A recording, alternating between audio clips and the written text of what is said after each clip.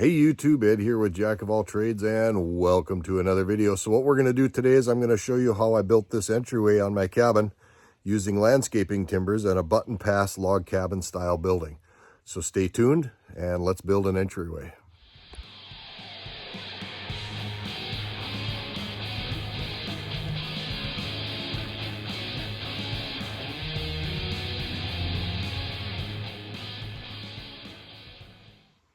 And welcome back. So yes, I'm going to show you how I built this entryway using landscape timbers. But before we do, I got to ask you to go down and make sure you hit that like and subscribe button. Make sure you ring that notification bell so you get notified of upcoming videos.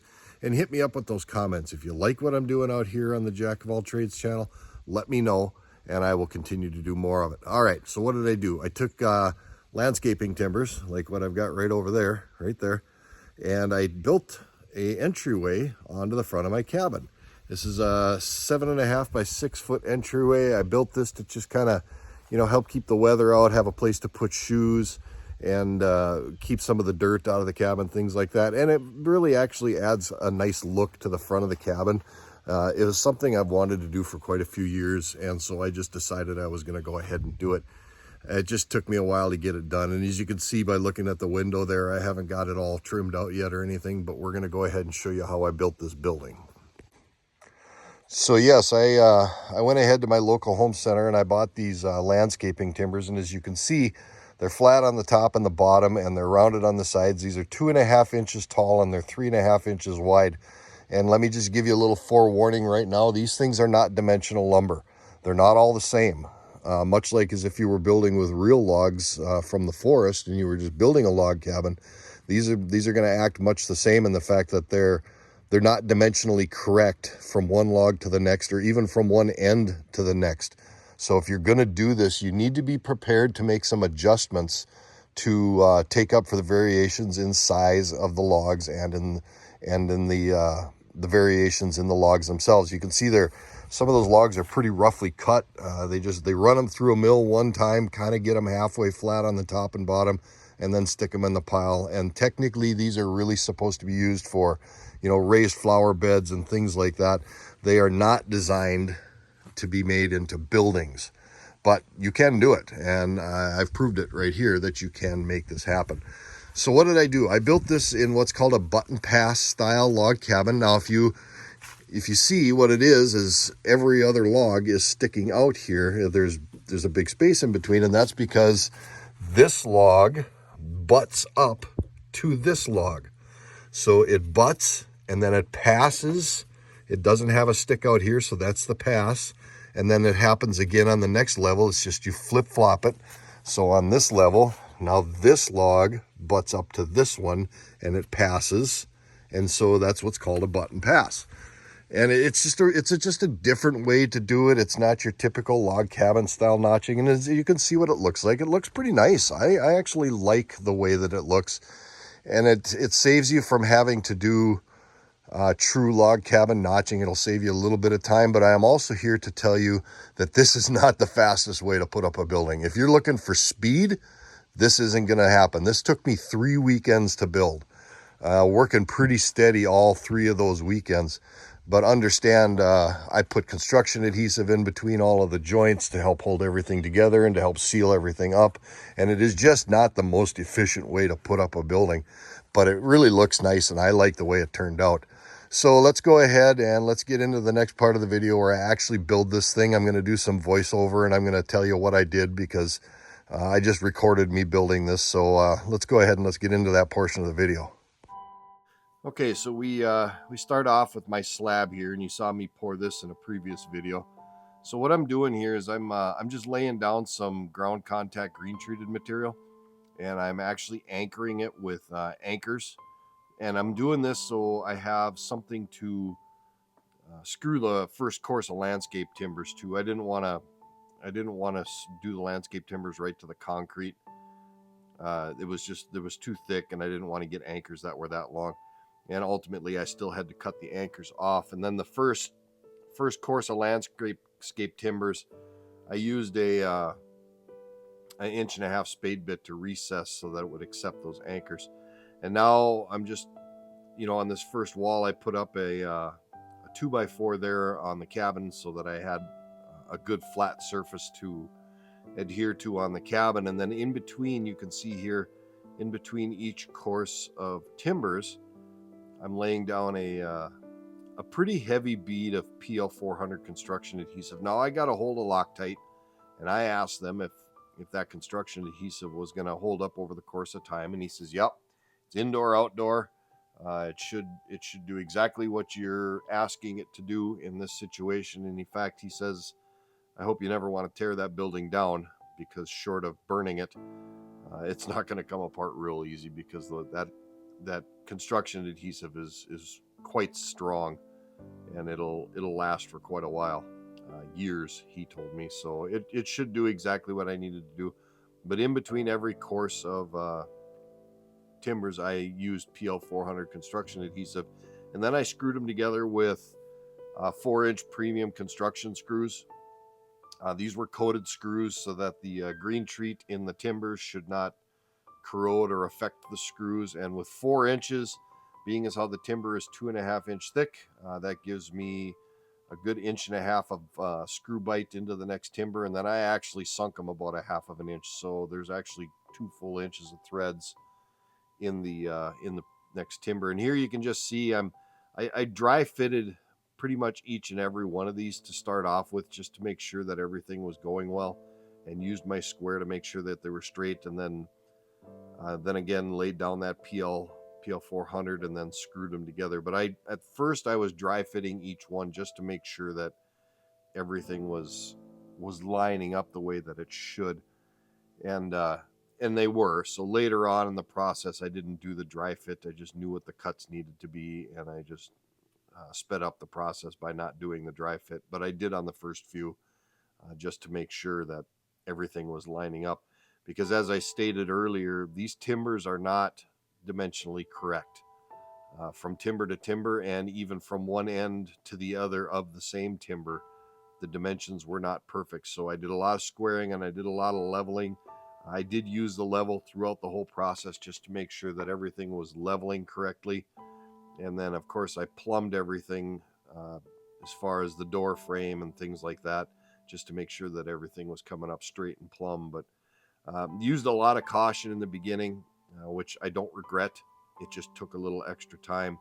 And the PL 400, I went through, on a 7.5 by 6 foot building here. I went through what, 14 tubes of large tubes, the oversized tubes of PL 400. And I used about 90 timbers to get all this done and built. But here's just me laying down the next course. I was very cautious in the first few, just to make sure everything was going well. And it seemed to pay off in the end.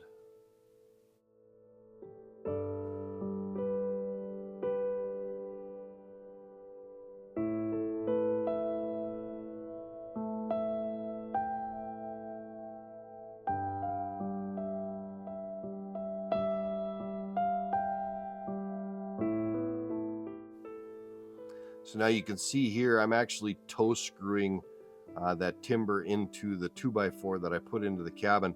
And I did that just to give the wall some additional stability until the PL 400 cured up. I didn't do that to every one. I did it about to every other one. And so here's a time lapse. Just going to let this run for a while of me putting timbers on and stacking timbers and building the building.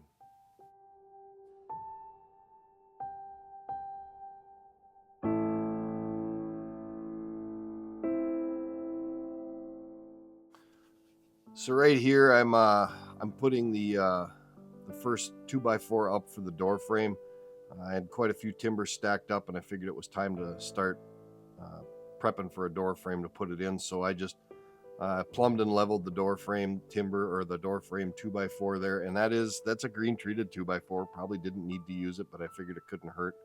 So then I got that door frame plumbed and leveled in 2 directions, and then just continued on with stacking more timbers. And that actually helped the building process. It gave me a real good point to measure when I was cutting those shorter timbers to lay on that side.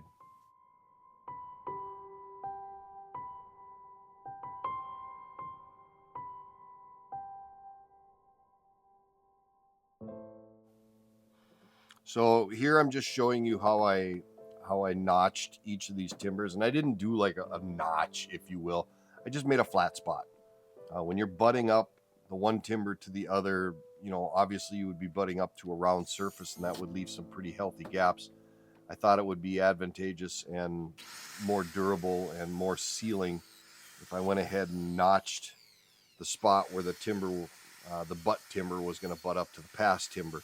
So I just went and I took my skill saw and I cut a series of slots or cuts. You know, I had my saw preset to a specific depth, and I built this little jig here to help me keep everything straight and consistent. And the nice thing about that jig is I was able to consistently hit the notch in the same spot.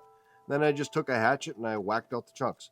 Wasn't anything too scientific here. It just worked really, really well. And when you put that series of cuts in there, just sticking that hatchet in there and giving it a little twist, they all broke off. And then I used it to kind of clean off the surface a little flatter. And then the PL400, when I put PL400 in between the butt and pass, it kind of sealed everything up. So it didn't need to be perfectly smooth. It just needed to have a good flat spot so that there wasn't a whole bunch of cracks and daylight and places for bugs and creepy crawlies to get in. This thing's actually sealed up pretty tight. So here I'm just doing it again. Very simply just made the end cuts and then took my skill saw and made a whole bunch of passes. I will tell you that the closer you get these things together, the better those chunks come out. The further apart you make them, the more difficult they are to come out. As you can see here, I just give a little twist with my hatchet and bango, they come right out of there. Do a little bit of cleanup. A couple of them, admittedly, due to inconsistencies in the timbers, they didn't clean up as nice. So I just took my skill saw and I kind of used it as kind of a bit of a planer, I guess, if you will. And I just went back and forth and cleaned it up. I got a nice flat surface, and that was the end of it. The jig really helped. Once I got that jig built and got my process down, things seemed to go really well. And you can see I'm just making a whole bunch of timbers so that I can go ahead and continue stacking them.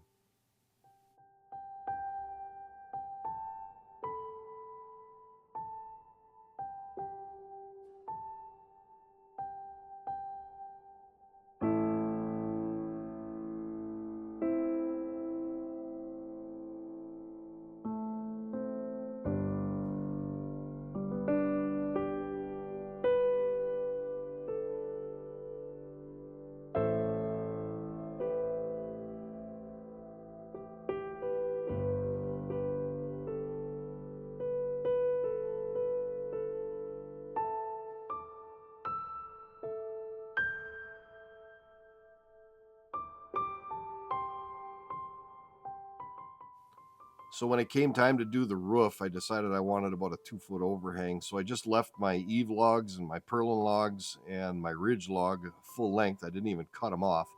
Just left them as long as they were, which was 8 feet. That gave me about a 2-foot overhang. This portion of the build was a little time consuming, but in the end it was exactly what I wanted it to be. It turned out really nice, and I'm happy that I did it. Made it kind of a really log cabinish look, if you will. Then it was just take 2x4s and lay them across the eave log and the purlin and the ridge log to form a backbone for the roof. Now I know what people are going to say. You shouldn't lay those 2x4s flat. Understand those three roof logs there are very close together, and I put the 2x4s 16 inches on center, so there's plenty of meat there to hold the weight of the roof. I'm not at all worried about that. So I didn't want to stack those 2x4s on edge because that would have left a larger gap to fill, and you need to fill the gaps in between them. So then it was just a matter of throwing up a couple of sheets of plywood. 4x8 sheet almost was perfect. I had about an 8-inch gap that I had to fill on the peak, which was no big deal. I just ripped a couple of 8-inch strips and then just nailed them down, and then started shingling. Now I put ice and water barrier all the way up to the top of the peaks, just so it would make sure that I had a real good sealing surface in here. And then it was just a matter of shingling up to the top of the roof. Little nerd fact about Ed, I don't like heights, and I'm really not happy being on that roof, but I was able to get it done. Thankfully, the roof isn't that high, and it's pretty flat pitch, and I was able to work it out. Then it was slap in a door and pretty much finish up the whole build.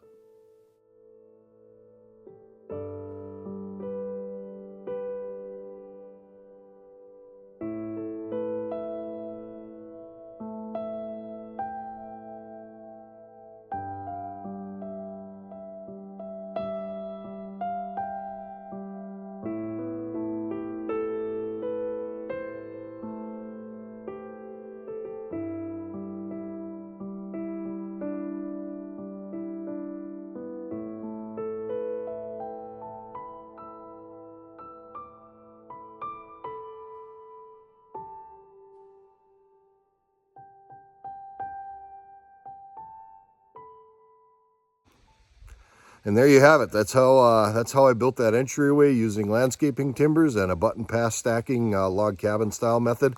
I think it really turned out nice. I'm very happy with the end result, and it's going to do exactly what I needed to do. Provide an extra barrier between the front door of the cabin and the weather, and then it's also going to be a good place to put shoes and hang coats and keep some of that dirt out of the cabin, maybe keep it in the entryway so that the cabin stays a little cleaner at the end of the day. So with that, let's go ahead and wrap this video up. Now, if you're liking these kind of videos, please make sure you hit that like and subscribe button down below. Hit me, ring that notification bell, and then hit me up in those comments. If you like these kind of videos, I'll do more of them. Thank you to all my longtime subscribers. Thank you to everybody who watches these videos. And we will see you on the next video.